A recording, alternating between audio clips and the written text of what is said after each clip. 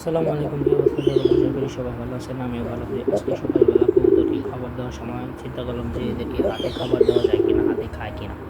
এরপরে হাতে খাবার নিয়ে দেখলাম যে একটি কবুতর আসতে চাচ্ছে কিন্তু ভয়ের কারণে আসতে পারছে না।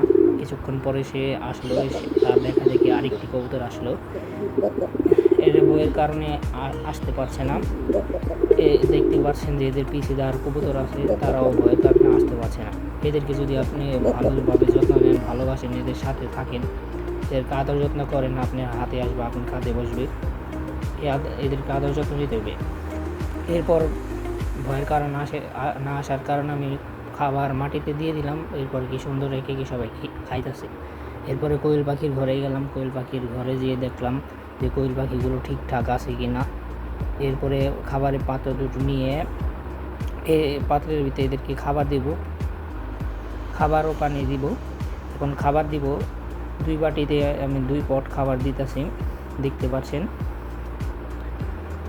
আমি প্রতিদিন পাখিদের সঠিকভাবে 4 বেলায় খেতে দিই। আপনারা প্রতিদিন সঠিক সময় সঠিকভাবে খাবার দিবেন, পর্যাপ্ত পরিমাণ দিবেন, বেশি দিবেন না, যে অতিরিক্ত বেশি দিবেন না, যতটুকু প্রয়োজন ততটুকু দিবেন। বেশি দিলে ওরা হবে কি, ওরা খাইবে না, ফালাই দিবে। এদেরকে পর্যাপ্ত পরিমাণ যতটুকু খাবে ততটুকু দিবেন, এর বেশিও দিবেন না, কমও দিবেন না। এরপরে পানির পাত্রটা নিয়ে আমি এদের জন্য পানি আনতে গেলাম। সুন্দরভাবে পানির পাত্রটা ধুয়ে এর ভিতরে পানি ভরলাম, পানি ভরে তারপরে এদেরকে পানি খাইতে দিলাম। সবসময় খাবার পাত্র, পানির পাত্র পরিষ্কার পরিচ্ছন্ন রাখবেন আপনারা, এতে পাখির রোগবালাইও কম হবে, পাখিটা সুস্থ থাকবে, পরিষ্কার পরিচ্ছন্ন থাকবে, দেখতেও ভালো লাগবে। এদেরকে যত্ন না নিলে এরা অসুস্থ হয়ে পড়বে। এদেরকে যত্ন দিয়ে নিতে হবে, সবসময় খাবার পানি ঠিকঠাক মতো দিতে হবে, ঠিক টাইমে খাবার, ঠিক টাইমে পানি দিতে হবে। এরপরে আমি এদের এই খাবার পানি দেওয়ার পরে ডিমগুলো এক জায়গায় সংরক্ষণ করতে আসি।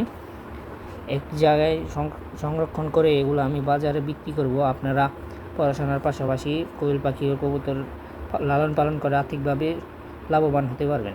আপনারা সবাই আমার চ্যানেলটাকে সাবস্ক্রাইব করবেন। আসসালামু আলাইকুম। সবাই 5 ওয়াক্ত নামাজ পড়বেন।